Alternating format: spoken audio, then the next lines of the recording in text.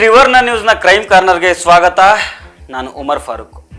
ಇವತ್ತಿನ ಈ ವಿಡಿಯೋದಲ್ಲಿ ನೀವು ಯಾವತ್ತೂ ಕೇಳಿರದ ನೋಡಿರದ ಒಂದು ಅಪರಾಧವನ್ನು ನಿಮ್ಗೆ ತಿಳಿಸ್ತೇನೆ. ಒಬ್ಬ ಡಾಕ್ಟರ್ ಜೀವ ಉಳಿಸ್ಬೇಕಾದವನು ಸೈಕೋ ಕಿಲ್ಲರ್ ರೀತಿ ಜೀವ ತೆಗಿತಾ ಇರ್ತಾನೆ. ಆ ಜೀವಗಳನ್ನು ಮೊಸಳೆಗಳಿಗೆ ಹೆಣ ಆಗಿ ಹಾಕ್ತಾ ಇರ್ತಾನೆ. ಹಾಗಾದರೆ ಇವನು ಯಾರು, ಇವನ ಕ್ರೈಮ್ ಕಹಾನಿ ಎಂಥದ್ದು ಅನ್ನೋದನ್ನು ನೋಡೋಣ. ಆದರೆ ಅದಕ್ಕೂ ಮೊದಲು ನೀವಿನ್ನೂ ನಮ್ಮ ಚಾನಲನ್ನು ಸಬ್ಸ್ಕ್ರೈಬ್ ಮಾಡಿಲ್ಲ ಅಂದರೆ ಸಬ್ಸ್ಕ್ರೈಬ್ ಮಾಡಿ, ಈ ವಿಡಿಯೋನ ಕೊನೆಯ ತನಕ ಮಿಸ್ ಮಾಡದೆ ನೋಡಿ.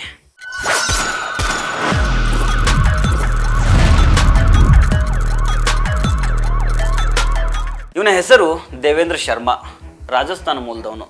ವೃತ್ತಿಯಲ್ಲಿ ಆಯುರ್ವೇದಿಕ್ ಡಾಕ್ಟರ್ ಇವನೊಬ್ಬ. ಇವನಿಗೆ ಉತ್ತರ ಪ್ರದೇಶದಲ್ಲಿ ಸ್ವಂತದೊಂದು ಕ್ಲಿನಿಕ್ ಕೂಡ ಇರುತ್ತೆ. ಇವನು ಮಾಡಿದ ಕ್ರೈಮ್ ಕೇಳಿದರೆ ಬೆಚ್ಚಿ ಬೀಳ್ತೀರಾ. ಇವನು 50 ಜನರ ಪ್ರಾಣವನ್ನು ತೆಗೆದಿದ್ದಾನೆ ಅಂತ ಪೊಲೀಸರು ಹೇಳಿದಾಗ 50 ಜನರ ಲೆಕ್ಕವನ್ನು ಕೊಟ್ಟಿದ್ದಾನೆ. ಕೊಲೆ ಮಾಡಿದ ಶವಗಳನ್ನು ಮೊಸಳೆಗಳಿಗೆ ಆಹಾರವಾಗಿ ಆಗ್ತಾ ಇದ್ದೆ ಅಂತ ಪೊಲೀಸರ ಮುಂದೆ ಬಾಯ್ಬಿಟ್ಟಿದ್ದಾನೆ. ಇವನ ಟಾರ್ಗೆಟು ಟ್ಯಾಕ್ಸಿ ಚಾಲಕರು, ಟ್ರಕ್ ಡ್ರೈವರ್ಗಳನ್ನು ಕೊಲೆ ಮಾಡಿ ಅವರ ವಾಹನವನ್ನು ಮಾರಾಟ ಮಾಡೋದು ಮತ್ತು ಅಕ್ರಮವಾಗಿ ಕಿಡ್ನಿ ಟ್ರಾನ್ಸ್ಪ್ಲಾಂಟ್ ಮಾಡೋದು. ಹೀಗೆ ಹಲವಾರು ಕೇಸ್ಗಳು ಇವನ ಮೇಲಿದ್ದಾವೆ. ಹಾಗಾದರೆ ಇವನು ಯಾವ ರೀತಿ ಕೊಲೆ ಮಾಡ್ತಿದ್ದ ಅನ್ನೋದನ್ನು ಮುಂದೆ ಹೇಳ್ತೀನಿ ನೋಡಿ. ಡಾಕ್ಟರ್ ದೇವೇಂದ್ರ ಶರ್ಮಾ 1984ರಲ್ಲಿ ಬಿಹಾರದಿಂದ ಆಯುರ್ವೇದ ವೈದ್ಯಕೀಯದಲ್ಲಿ ಪದವಿ ಪಡೆದುಕೊಳ್ತಾನೆ. 11 ವರ್ಷಗಳ ಕಾಲ ಇವನು ಆಯುರ್ವೇದ ಕ್ಲಿನಿಕನ್ನು ನಡೆಸ್ಕೊಂಡಿರ್ತಾನೆ.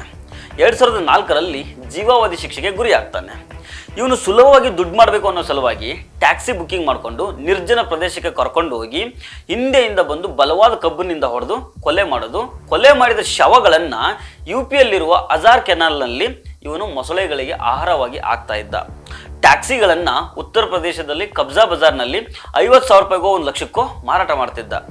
ಇವನು ಅಮಿತ್ ಅನ್ನೋ ಡಾಕ್ಟರ್ ಜೊತೆ ಕೈ ಜೋಡಿಸಿ ಅಕ್ರಮವಾಗಿ ಕಿಡ್ನಿಗಳನ್ನು ಟ್ರಾನ್ಸ್ಪ್ಲಾಂಟ್ ಅಪರಾಧಗಳಲ್ಲಿ ತೊಡಸ್ಕೊಂಡಿರ್ತಾನೆ. ಇವನು 125ಕ್ಕೂ ಹೆಚ್ಚು ಕಿಡ್ನಿ ಟ್ರಾನ್ಸ್ಪ್ಲಾಂಟ್ಗಳನ್ನು ಅಕ್ರಮವಾಗಿ ನಡೆಸಿ ಪ್ರತಿ ಟ್ರಾನ್ಸ್ಪ್ಲಾಂಟ್ಗೆ 5 ರಿಂದ 7 ಲಕ್ಷ ರೂಪಾಯಿವರೆಗೂ ಹಣ ತೆಗೆದುಕೊಳ್ತಾ ಇರ್ತಾನೆ. ಇವನಿಗೆ 1994ರಲ್ಲಿ ಅನಧಿಕೃತ ಗ್ಯಾಸ್ ಏಜೆನ್ಸಿ ಹೂಡಿಕೆಯಲ್ಲಿ 11 ಲಕ್ಷ ರೂಪಾಯಿ ನಷ್ಟ ಆಗುತ್ತೆ. ಇದು ಇವನಿಗೆ ಅಪರಾಧ ಮಾಡೋದಕ್ಕೆ ಪ್ರೇರಣೆ ನೀಡಿತು ಅಂತ ಸ್ವತಃ ಅವನೇ ಪೊಲೀಸ್ ಹತ್ತ ಒಪ್ಕೊಂಡಿರ್ತಾನೆ. ಇವನು 2004ರಲ್ಲಿ ಇವನು ಹಾಸ್ಪಿಟಲ್ನಲ್ಲಿ ಕಿಡ್ನಿ ಟ್ರಾನ್ಸ್ಪ್ಲಾಂಟ್ ನಡೀತಿದೆ ಎಂದು ಪೊಲೀಸರಿಗೆ ಮಾಹಿತಿ ತಿಳಿದಾಗ ರೈಡ್ ಮಾಡ್ತಾರೆ. ಅಲ್ಲಿ ಡಾಕ್ಟರ್ ದೇವೇಂದ್ರ ಶರ್ಮಾನನ್ನು ಅರೆಸ್ಟ್ ಮಾಡ್ತಾರೆ. ಮತ್ತೆ ಬೇಲ್ ಮೇಲೆ ಹೊರಗೆ ಬರ್ತಾನೆ. ಮತ್ತೆ 2007ರಲ್ಲಿ ಫರೀದಾಬಾದ್ನಲ್ಲಿ ಟ್ಯಾಕ್ಸಿ ಚಾಲಕ ಕಮಲ್ ಸಿಂಗ್ ಹತ್ಯೆಯಲ್ಲಿ ಭಾಗಿಯಾಗ್ತಾನೆ. 2008ರಲ್ಲಿ ಟ್ಯಾಕ್ಸಿ ಚಾಲಕ ನರೇಶ್ ವರ್ಮಾ ಹತ್ಯೆ ಕೇಸ್ನಲ್ಲಿ ಇವನಿಗೆ ಗುರ್ಗಾಂವ್ ನ್ಯಾಯಾಲಯದಿಂದ ಮರಣದಂಡನೆ ಶಿಕ್ಷೆಯನ್ನು ವಿಧಿಸಲಾಗುತ್ತೆ.